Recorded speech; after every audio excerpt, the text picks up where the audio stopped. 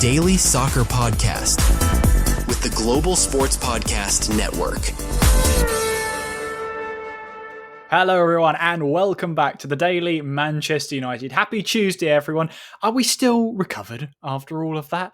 I know one person who's still got a beaming smile on his face hasn't stopped smiling since Sunday. It's the magnificent, and have you noticed that we've had an uptick in form since his return to the podcast? It's Mr. Sam Brady. Sam, welcome back. You were on the episode yesterday along with our Cormac.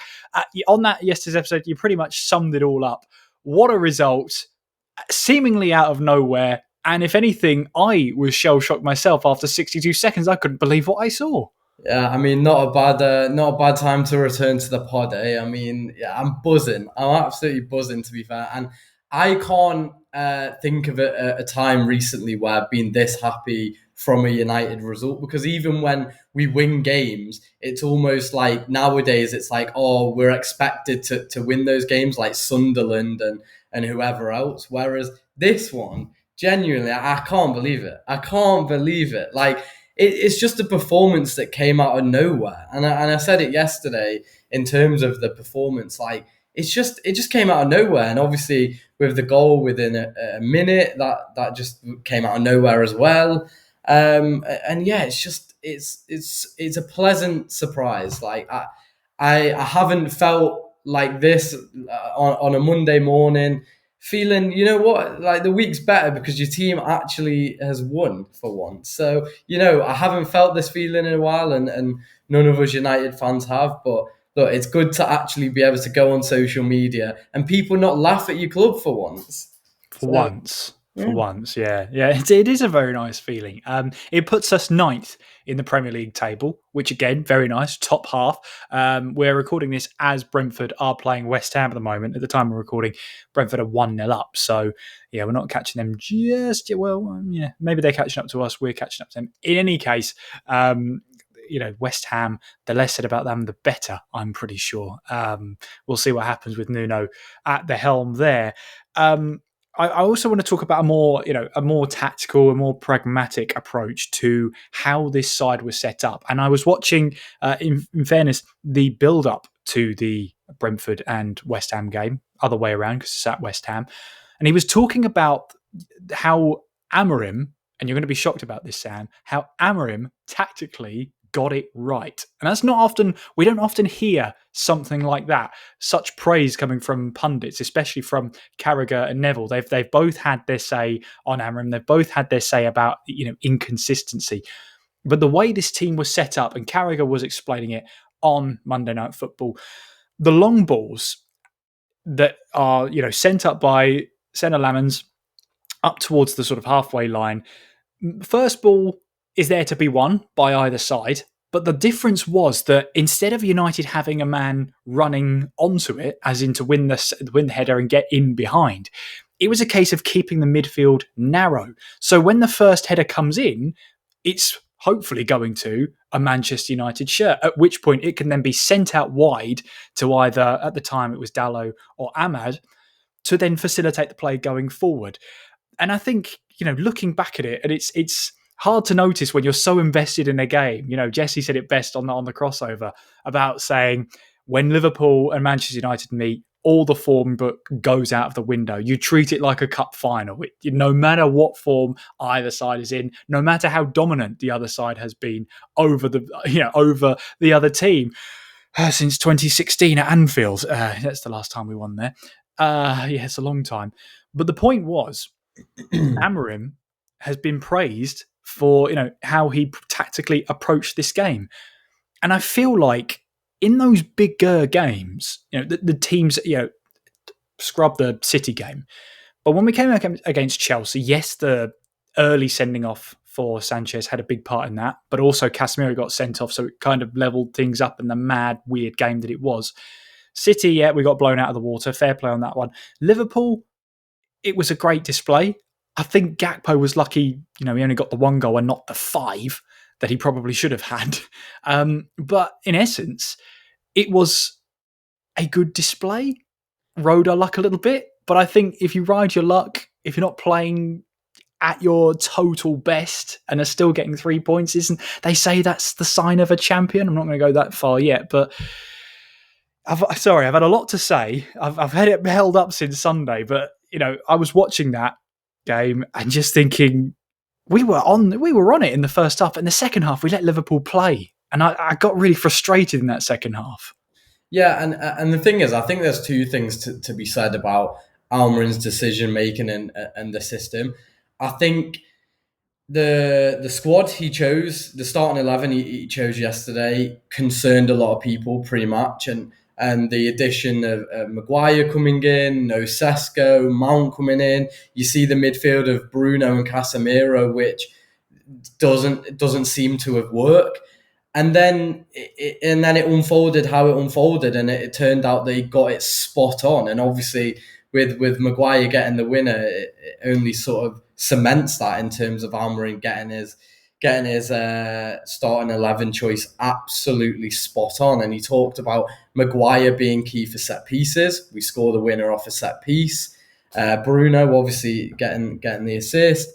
Dropping Sesko and playing Cunha and Mount and Mbeumo. I mean, that seems to be perfect. I mean, I said it, if not on the episode yesterday, the crossover where Cunha and Mbeumo, since they've come in, I think have been outstanding, especially their link-up play together. So I think they're best when they play together so closely, because you've got Mbeumo on the right and Cunha down the middle, whereas if Sesko's playing, you've got Cunha and Mbeumo on opposite sides, effectively. So in terms of his starting 11, he got it absolutely spot on. And then, just going off what you said there, against big teams, okay, bar City this season, but even against City last season, against the traditional big teams, this system seems to work. I don't know what it is about it. Well, I think one thing to note is that when we're playing the so-called lesser teams in the league, obviously they sit very deep and they sort of play the counter-attack on us, and it's sort of on us. It's on us to sort of break them down. And I just think we don't, for whatever reason, and to be honest, I think maybe it is a lack of sort of playmakers in the midfield. Obviously, you've only got Bruno. Casemiro is not really your playmaker who can play the balls through the line. But I think it's because when the so-called lesser teams counter-attack us, if we're pressing them and we're up the pitch, we have no midfield. So I think our midfield in this system gets exposed against teams who sit back and play counter-attack on us. Whereas when we're the team sort of getting the second ball in the midfield and then playing the balls over the top or down the lines, that's where we can really sort of damage teams. And you saw it yesterday when Mbeumo's running in behind and the ball's getting played through, or at the back post off set pieces.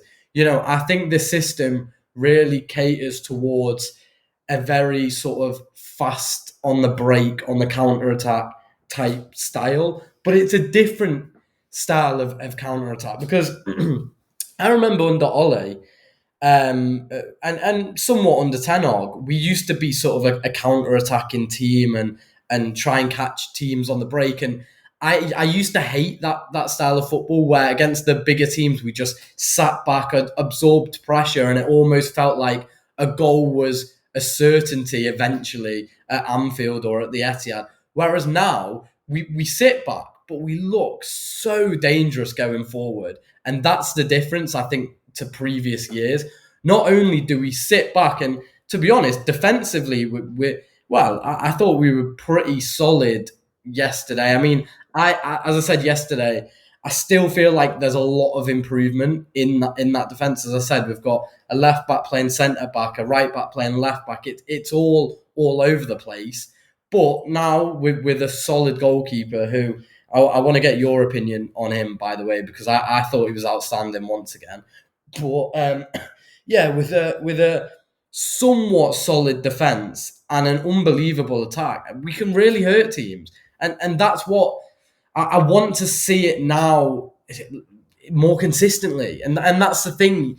Okay, it's okay. Like last season, it's okay getting a draw at Anfield and a win at the Etihad, and this season a win against Chelsea, a win against Liverpool.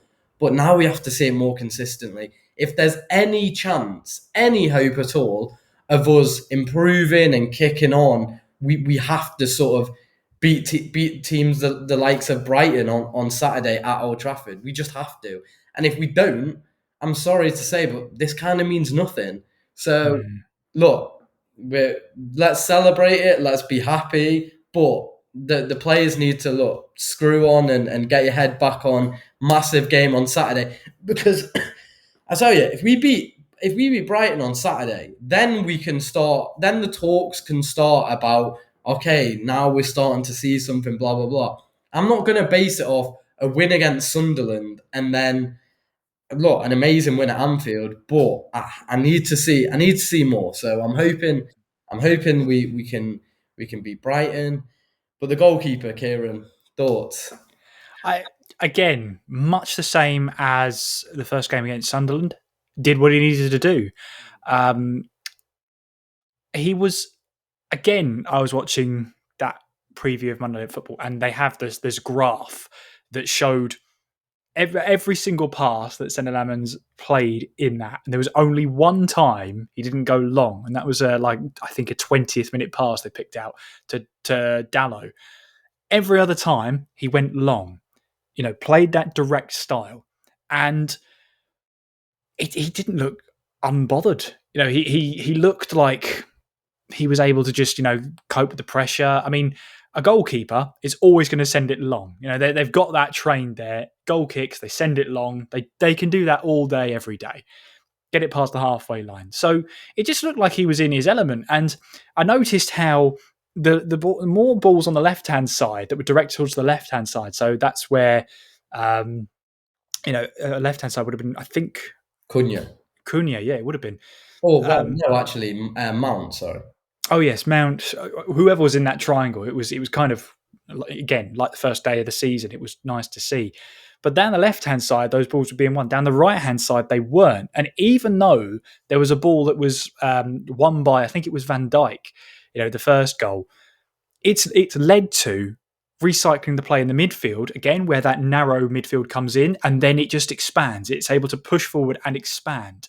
Yeah. And it was really nice to see. It was structured play. There was a sense of man marking as well, man for man marking at throw-ins, which is another thing that Jamie Carragher. I'm just stealing all of Jamie Carragher's points. There's no point me being here. But the point was, it seemed like there was a structure. It seemed like there was a game plan. And really, for one of the first times that I've seen, that we've actually had a game plan, stuck to it, and it's worked. And okay, Gakpo hitting the post 3 times, missing an absolute sitter to make it 2-2, had me on the edge of my seat for all the wrong reasons. I was hiding behind my sofa when they said 8 minutes of added time. Where did 8 come from? Yeah, that was a joke. Where did that come from? I mean, I know. Look, I haven't even mentioned it, but you reminded me. And look, the referee yesterday, I mean, my God, these English referees, but don't want to get into that topic. No, I mean, obviously there were controversial calls in the game. In fact, when Gakpo scored his goal, I was watching it at my friend's house. He's a Liverpool fan, and I looked at him and I went, "That looked suspicious to me. I'm not happy with that." He looked back at me and said, "Yeah, I didn't like that. We'll have to see." And it's that moment, that freeze frame, and I think it's Dorgu's leg is, he's trying to block it, but in doing so, he's played on Gakpo, and I just sunk down in my seat like, "Oh, they're going to give that. Oh no, it's 1-1." What did you make of? Well, I'd say that the most controversial one from the Liverpool side, I guess, the air argument is first goal and Mbeumo's goal. McAllister goes down for a head injury. Ref doesn't blow. We score. So, I mean, I'll give my opinion, but what did you make of that, I guess?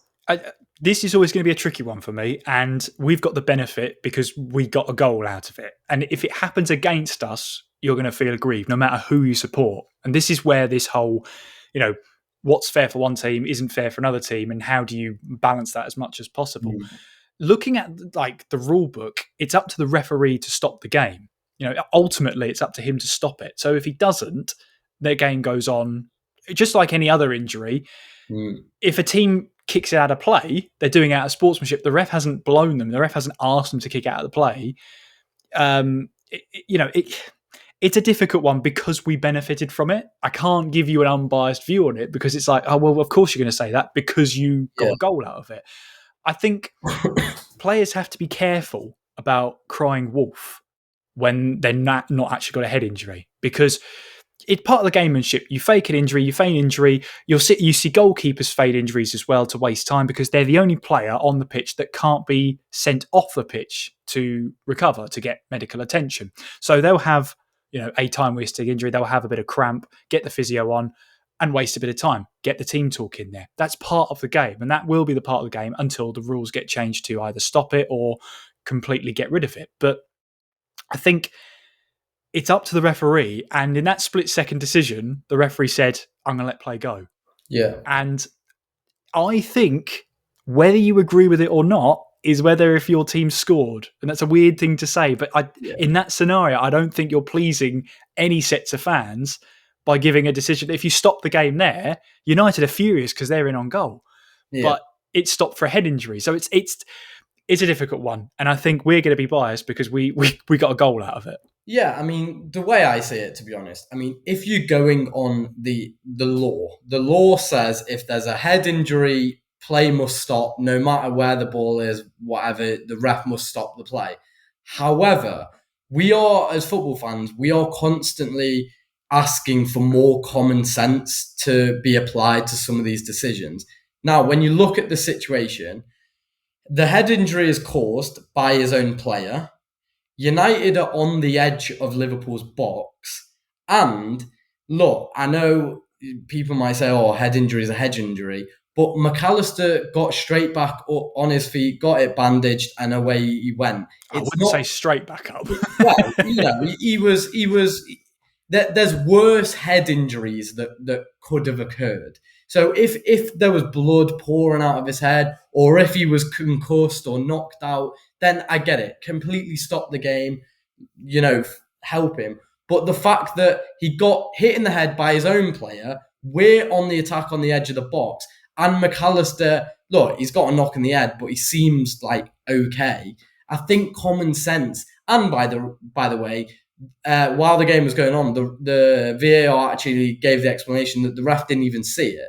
So I think, and that probably doesn't help my argument, I guess, but common sense for me, we're always asking for it to be applied. And as you said, if the shoe's on the other foot, Liverpool are not complaining at all. I think it's one of them where if you're really complaining about that, you're clutching at straws, really. I mean, you should be asking where the hell Van Dijk's going if you're a Liverpool fan, not why is the ref not stopped the play. So look at your own defenders before you start crying about the ref. Saying that the apple doesn't fall far from the tree. I mean, Arnie Slot's comments about, oh, United just come and sit deep, and when I didn't see Sesko start, I knew how the game was going to go. I mean, shut up with you, mate. Like, cry me a river. Do you know what I mean? But, when your manager's setting the standards like that, I mean, sets a standard for a crybaby fan base, I guess. So. Well, now, hold on a minute. What separates a crybaby from someone who is, sets the mentality of us against them? What's different from Mourinho saying things like that? Oh, they just came, they're part of the bus, and that's that. We can't get. Why is he a legend and nobody else is? I don't get the double standards. I haven't actually seen much controversy around the head injury. I mean, I feel like it was a slight debate at the time. Obviously, Carragher mentioned it as it happened on the comms, but I think it was quickly sort of like next problem. You know what I mean? So I haven't seen much about it. But look, I mean, as I said, if the shoe's on the other foot, then no one's complaining. So it is one of them. I'll always have the stance of head injuries should be they're so much more recognised, and the long term effects of heading the ball, head injuries. It's only taken until modern day football from when leather footballs used to be used, and you used to have players in the 50s and 60s absolutely header everything, head through a brick wall even. But you're only seeing 20, 30 years later, how that effect has had on former professional footballers. So I think it's the right thing to stop the game for a head injury. I think it sets a precedent because if the ref doesn't see it, who else is going to see it? Are the assistants there? VAR going to pick that up? Where does that sort of grey area, if the ref doesn't see it, well, who is going to see it? There's 4 officials on that pitch. You've got Stockley Park also having a look as well. It as you said, I think you perfectly said, it is one of those. If it goes for you, you're not complaining. If it goes against you, you're furious because. And I also think a massive difference is that he's injured by his own player. Okay, fair enough. You could make the argument if Mbeumo injured him.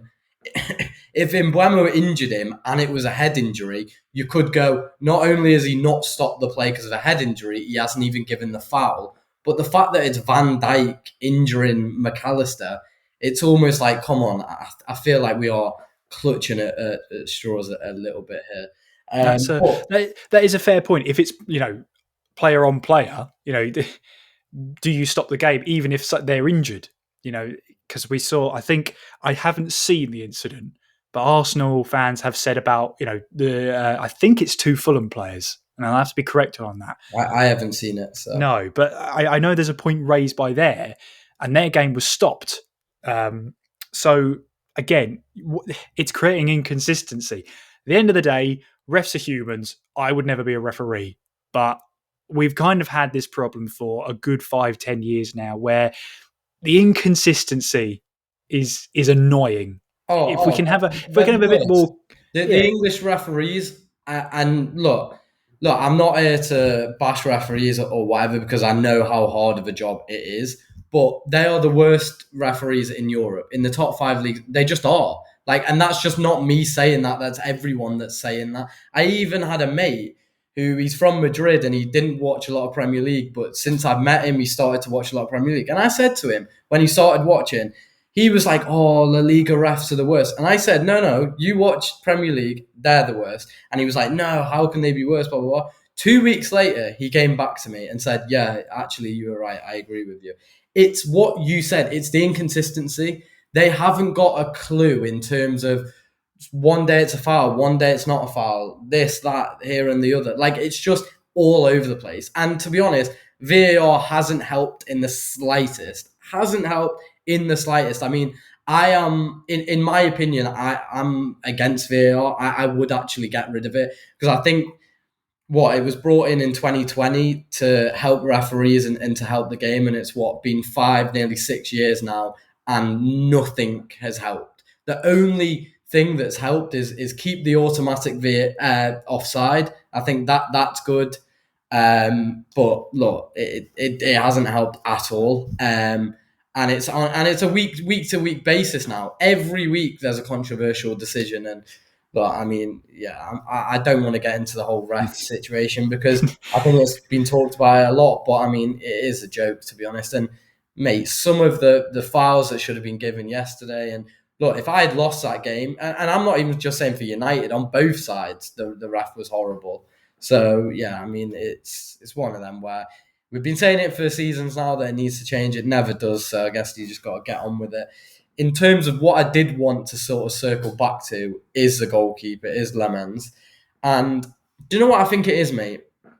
We have gone from I love De Gea. He's one of my favourite United players of all time. But in the last couple of seasons of De Gea, he was shocking, let's be fair. He cost us many, many games.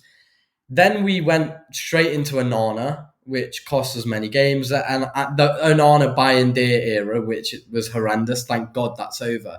So I'd say now, for a good, it must be 5-6 seasons, that defence hasn't had a solid goalkeeper. Imagine, for 5-6 years, the defence haven't been confident about their own goalkeeper.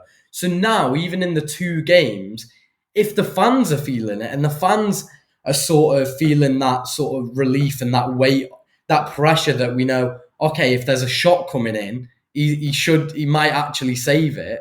So if the fans are feeling like that, my God, the defenders must be the most relieved boys in the world.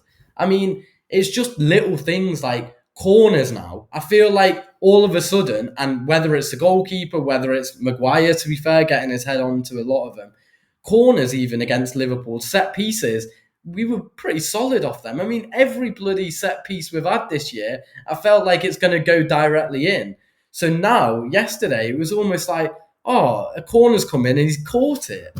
It's actually amazing. So, look, it's only 2 games in. I don't want to curse him, but you already have. But hopefully we're in the Lemens era now. So. Oh yeah. Wouldn't that be nice, eh? Listen, we've done a lot of talking, and there's one thing we haven't done for a long, long while, and that's go to a quick break. When we come back, just a little bit of a quick recap. I've got a couple of things to say as well to respond to Sam. We'll be back after this.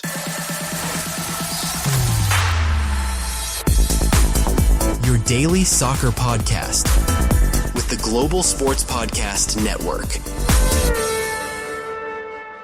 Your body is unique. And Global Sports Podcast Network has partnered with Bionic, the world's most personalised supplements. Bionic provide 100% tailor-made supplements, designed to deliver precisely what your body needs at exactly the right levels to optimise your health. No guessing. So click the link in the show notes.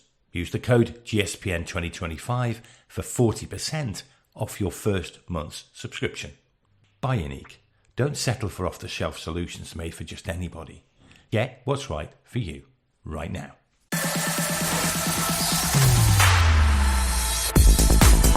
Your daily soccer podcast with the Global Sports Podcast Network. You mentioned about the Lamens era, and the era of claiming crosses is back. We are so back. Did you see the shot though, where he's jumped a little bit too? I'm trying to tell if it's too late, but it's the shot where his arms are behind him by a good foot and a bit. He still manages to hang on to it. That was a bit of a scary moment, but I will say, he is 23. I feel like you mentioned, the progression from when we get to De Gea and now we've got to Lamens here. After 2 games, I realised that this is going to be an overstretch, but it does feel like we missed out on the natural heir to De Gea, and that was Dean Henderson. And look how he's doing at Crystal Palace now. Phenomenal keeper, phenomenal shot stopper, and able to sing along with the Crystal Palace fans no matter what. That he's got a bright future. I do think he's going to be England number 1 at some point in his career. Jordan Pickford is going to be very, very difficult to get that number 1 shirt off. I think Nick Pope is probably going to be number 2, number 3 in that lineup. He's a good keeper. I just think Dean Henderson is great, and we missed a trick by not giving him the proper chances. I think he did have chances, and at that point you could have said, well, he's a young keeper. He needs that time. He needs that development. And hindsight is always 2020, but it feels like we let Henderson go. He went to, he's found his feet at Palace, and he's now starting keeper.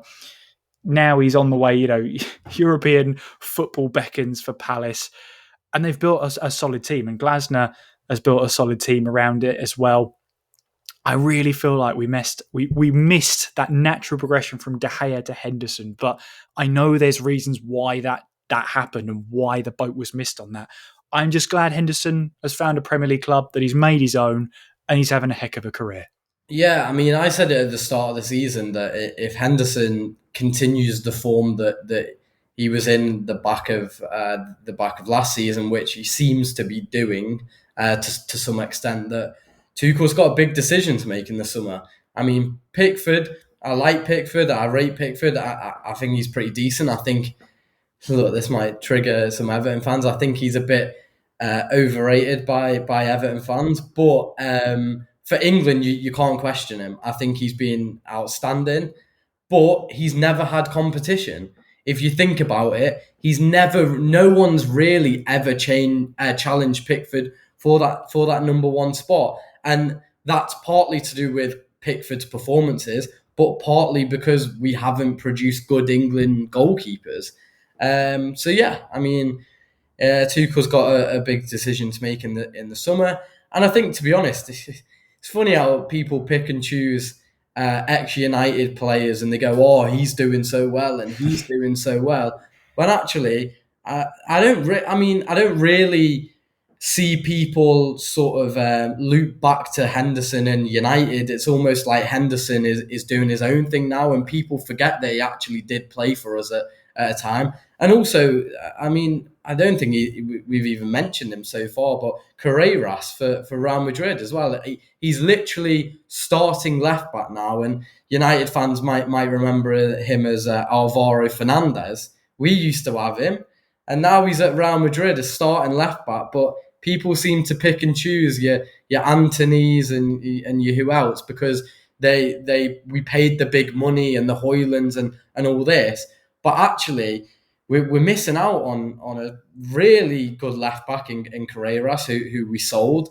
Dean Henderson, who we could have saved a few bob on lemons. So yeah, I feel like, you know, people want to chuck out your Antonys and your Hoylands to make the headlines, but people forget that we have other ex-players out there doing really well as well. The other thing I just wanted to say, one of the final things I'll say, because I realise we've been yapping a lot, Sam, where you might like when you're listening wherever you are, but would Dean Henderson be in contention for that number one England spot had he stayed at United? Because I feel like sometimes leaving United, and this has been a common trend, leaving United is the best thing that can happen to you. And I think had Henderson stayed at United, would he have had the same development? Would he have had the same, you know, kind of progression into the keeper that he is today if he had stayed at United? I think there would have been a lot more pressure on him. The microscope we saw at the end of De Gea, even though he was one of our best keepers, and in the mid-2010s, one of the best keepers in the world, by the end, you know, United players, fans, I should say, including myself, were sort of looking at De Gea and thinking, are you costing us more points than you're winning us, essentially? And it's a really difficult thing, because De Gea is a legend. He always will be. But it's like one of those things where you see a legendary player not be at their best, and you just think, I love you. I don't want you to go. But it's getting really difficult to justify. I wonder if continuing to try and play De Gea and not giving Dean Henderson the chances maybe contributed to that. But again, this is all hindsight. This is all 2020.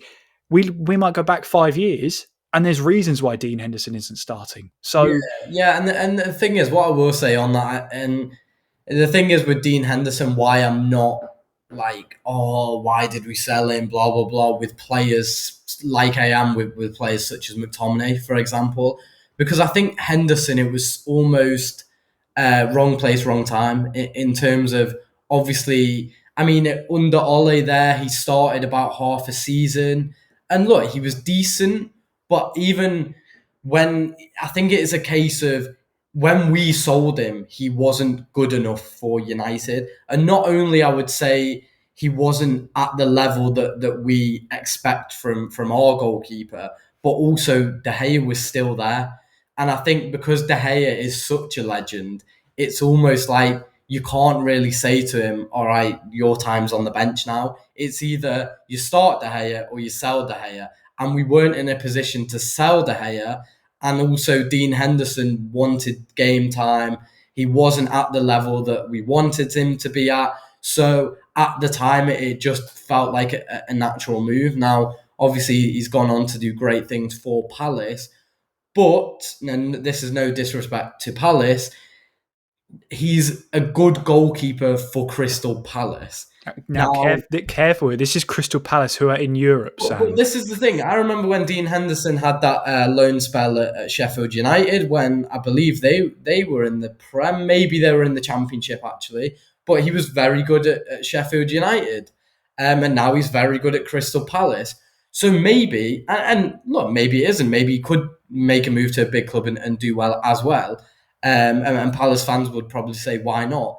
But it also could be a case, which I'm leaning more towards, is that some players are just good for those types of teams. Those sort of mid-table, challenging for conference or whatever, some players thrive at clubs like that. Like, and that's why it gets thrown at us like, oh, should have kept Anthony, should have kept Højlund, all these players. But Anthony is good for Real Betis because he's the star there. It's just common football math that some players are good enough, or that level, or mid-level, but they can't make the step up. And that's not saying they're bad players. That's just, and it's the same goes with managers. Exact same goes with managers. Why do you think Sean Dyche always takes relegation level fodder clubs? Because no big club would ever take Sean Dyche, but he's very, very solid for the likes of Everton, the Burnleys, the Forests. Same with Nuno. Nuno's good with Wolves. But no, Forest. Say Forest. No, I mean, sorry, Forest. Yeah, Forest. Yeah. Thank goodness for that. Yeah, Forest. It doesn't look like it's going so well for West Ham at the minute. But yeah, my point still stands. These managers and players, some managers and players are good for that level, but they can't make the step up, and that's just football, I guess. But look, and wish Henderson all the best, and I would love him to be number one for England, and mate, I'd even love him to get a big move, but I just don't know how beneficial that would be for him. I mean, look at Kepa, for Christ's sake. I mean, he went to what, Chelsea, absolutely stunk it out. Went to Bournemouth, played amazing. So, there's my logic. He also had a loan spell at Real Madrid, didn't he? But yeah, that was a weird time. It's like when Javier Hernandez went on loan to Real Madrid. It's like, hey, come again? Anyway, we've done a lot of yapping. And now he's at Arsenal, so, Who, Hernandez? No, yeah. Yeah, turn up for the books, that one. Well, we've done a lot of yapping today. Hopefully you've enjoyed today's episode at what has been, some good vibes, but the message from Sam is clear. Consistency is key. We need to keep moving and keep moving forward. Hopefully we will against Brighton at Old Trafford. In the meantime, thank you so much for listening and watching today's episode. If you like the episode and you're listening to us on Spotify or Apple, don't forget you can leave a rating down below. I think you should give us a 5-star rating, but I might be a bit biased. Rate fairly. Go on, you want to.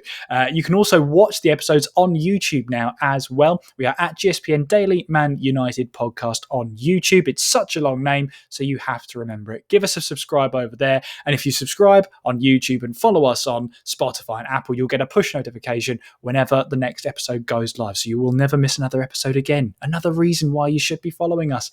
You can also follow us on all the social medias as well. We had a TikTok that absolutely blew up because we had the crossover episode that Sam was a part of there. Absolutely tearing apart Bruno Fernandes. He got the winning assist, if that's a thing. Yeah, you want to be there. At GSPN Man United, we're on TikTok and we're on X, we're on Facebook and we're on Instagram. So go and start the conversation. We'd love to have a chat with you. In the meantime, enjoy the rest of your Tuesday. We are 9th. We're on target, I hope, for a place in Europe. And only 2 points off of Liverpool, who are 3rd. I'm getting deja vu from last season. Are you? Let's hope it doesn't end the same way. Take care of yourselves. We'll talk to you soon. Bye-bye.